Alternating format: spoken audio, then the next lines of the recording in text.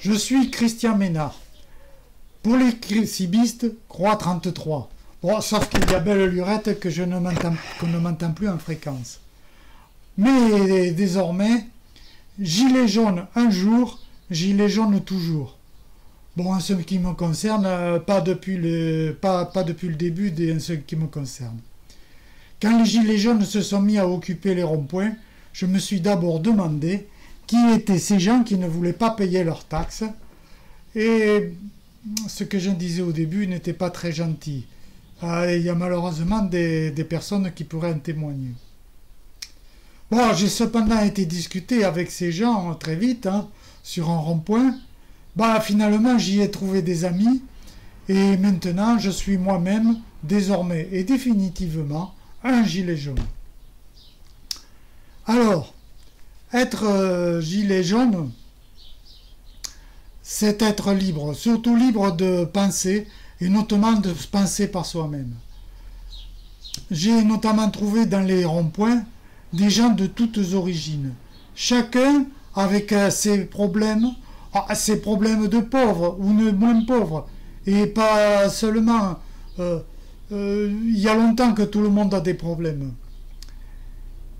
Il existe des gilets jaunes qui votent France Insoumise, d'autres qui votent Front National, beaucoup qui ne votent d'ailleurs jamais, et certains même qui vont encore à la messe et qui n'étaient plus au rond-point le dimanche matin. Tous ces gens s'entendaient bien, et s'entendent encore bien, même parce qu'on ne les voit plus, mais ils sont toujours là. Bref, c'est à tous ces Français d'en bas et de tous bords, que je dois adresser aujourd'hui ici un message d'inquiétude. Pas seulement aux gilets jaunes d'ailleurs, mais vraiment à tout le monde, c'est-à-dire à tous ceux qui voudront bien m'écouter, quelle que soit leur sensibilité. Un peu comme si vous tous qui me regardez maintenant, vous étiez tous des gilets jaunes. Bon, je vais en venir à mon message d'inquiétude, mais avant, je dois finir de me présenter. Donc, le papy qui est devant vous, a toujours été engagé. Enfin, oui, depuis jeune. Je suis un petit peu connu pour avoir défendu les taureaux de corrida, et aussi pour avoir fréquenté longtemps les cercles écologistes. Il y avait notamment à Bordeaux, au siècle dernier, une librairie qui s'appelait la librairie Vent debout, où nous voulions déjà sauver le monde. Bon, je dois avouer, les amis, que j'ai donc cru au vilain CO2 qui détraque le climat. Bon, je vais vous dire, je n'aurais jamais dû y croire, car j'avais dès le départ les connaissances nécessaires et suffisantes pour ne pas me faire avoir sur ce sujet. J'étais en effet technicien, dans la vie active, j'étais technicien dans un centre d'essai de la DGA. Et il se trouve que je faisais notamment, à un moment donné, de la sécurité du travail. J'étais particulièrement compétent dans les réalités météorologiques et climatiques, et d'autant plus que je suis aussi pilote de planeur. Donc, je me suis souvent grossièrement trompé sur beaucoup de choses, pas seulement à propos du climat, et si ça se trouve, pas encore au bout de mes surprises. Surtout que ces derniers temps, on vit une époque bizarre. Que dire de plus avant de passer aux choses sérieuses? Ah oui, que je faisais aussi partie du bureau syndical de l'établissement qui m'employait. Ouais, il faut que je dise tout, j'étais à la CGT. Que oui, j'ai aussi fait de la politique. Bon, à un moment donné au vert, oui, on a des fois des drôles de fréquentation. Quoique non, ils étaient bien du temps devant debout, c'était déjà bien. Bon, mais bon, des fois j'ai postulé un petit peu plus tard, c'était bien après les Verts, pour de petites formations. Bon, j'ai même à un moment donné été candidat à la députation. C'était pour un parti nommé La France en Action. Bon, ce nom ne vous dit sûrement rien. Maintenant, bah, dites-vous bien ce que c'est normal. Bon, allez, je crois que je me suis assez présenté. C'est là, les amis, et qu'il faut vraiment que je vous parle. Alors, voyez-vous, il y a Macron qui, suite aux dernières élections européennes, et puis l'annonce d'une dissolution, nous annonce être prêt à mettre en œuvre l'article 16 de la Constitution en cas de débordement après les élections. Bon, en ce qui me concerne, je ne participe plus à ces mascarades. Je vous le dis tout de suite, les dimanches 30 juin et 7 juillet prochains, ce sera planeur pour moi. Bon, en fait, c'est la suite qui me fait peur. C'est Macron qui me fait peur. En fait, il y a longtemps qu'il me fait peur, mais là, bon. Le machiavélisme pervers de Macron ne connaît pas de limite. Les amis, Macron ne vous aime pas. Alors, pour ceux qui se feraient encore des illusions, il y en a peut-être parmi ceux qui me regardent, il vous faut apprendre ça.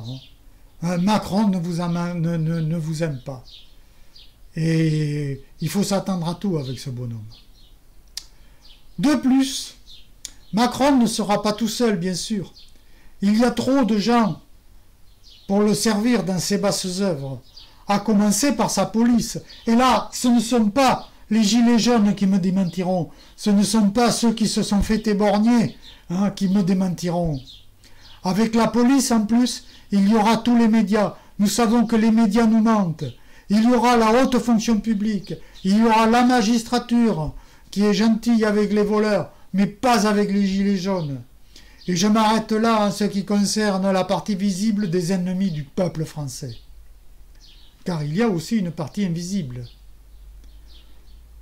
Et c'est pour ça aussi que je tiens à vous mettre en garde. Cette partie invisible, il faut... Voilà, Macron n'est qu'une des pièces essentielles, la pièce la plus visible. Il est un peu comme une reine dans un jeu. Mais méfiez-vous des pions qui prennent déjà une place, qui prennent déjà place. Méfiez-vous des appariteurs de la police, des black blocs, des faux antifas et autres activistes professionnels déjà entraînés à foutre le bordel à la première occasion. Car Macron veut prendre les pleins pouvoirs pour couvrir son bilan et continuer à détruire le pays. Et même, si possible, envoyer nos jeunes se faire tuer en Ukraine face à une Russie qui ne nous a rien fait. Alors ne tombons pas dans ce piège, les amis. Macron veut des débordements pour s'accorder les pleins pouvoirs et officialiser la mise en place d'une dictature.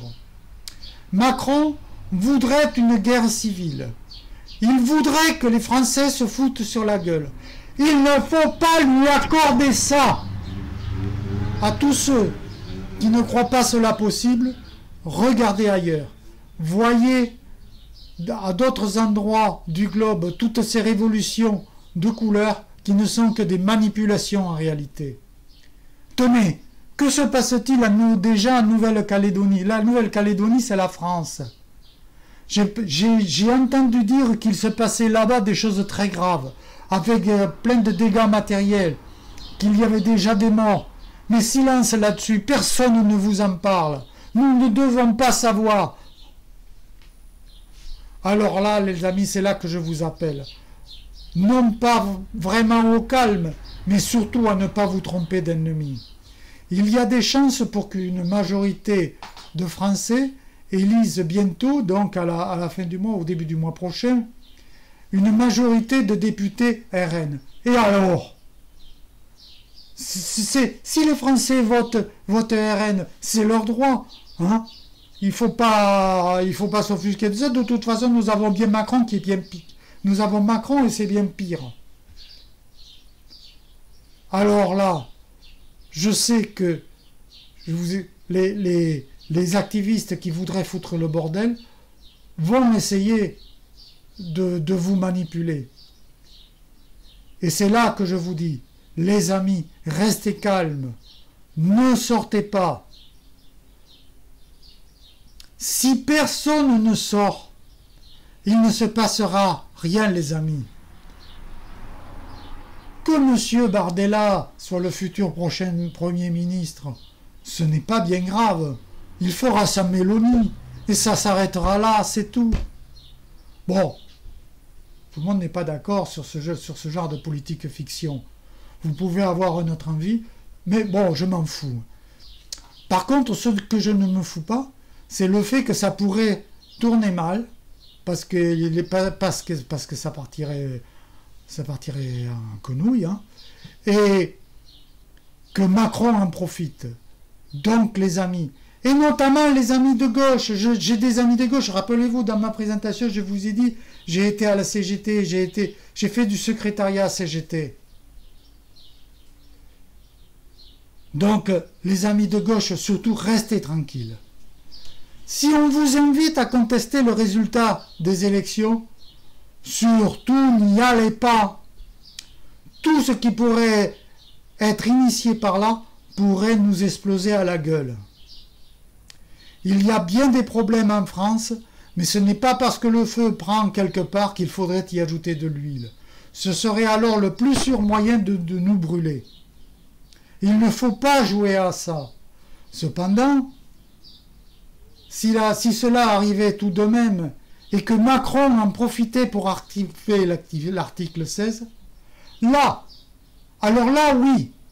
Mais seulement là, nous pourrions arriver en résistance. Mais attention, ce n'est pas la même résistance.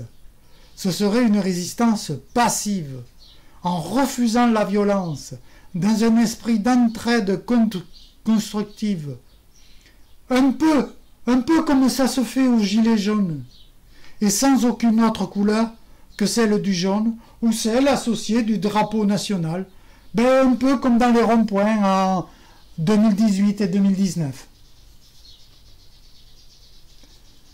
J'insiste, il ne saurait y avoir d'autre mobilisation que celle de l'immobilité, justement.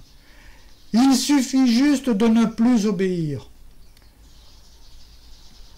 Une grève générale, gentillette, serait certainement le mieux. Mais bon, je suis réaliste, et ce n'est pas ce qui sera obligatoire de faire, je ne pense pas. Mais il faudrait au moins que ceux qui servent directement Macron, je pense à nos armées par exemple, fassent savoir qu'elles ne sont plus au service du prince Emmanuel Macron, et lequel ne sera alors instantanément plus rien, quoi qu'il aurait pu déclarer. Et oui, parce que ce qui fait la force d'un régime, c'est l'obéissance du peuple, et plus particulièrement l'obéissance des corps constitués, comme le sont les armées, la police, la magistrature. Ce n'est pas la Constitution qui donne une légitimité à un régime. Une Constitution, ce ne sont que des écritures. Par ailleurs, il y a longtemps que Macron s'en bat les couilles de la Constitution. Il y a déjà plusieurs fois dérogé. Et vous savez pourquoi il se permet d'en déroger? Parce que tout le monde obéit à Macron. En voilà assez. Il faut que cela cesse.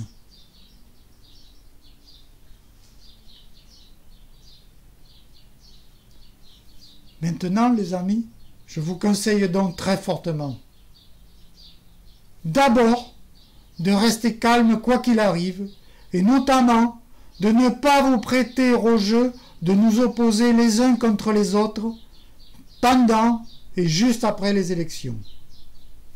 Premier point, très important. Ensuite, de vous préparer à désobéir à Macron.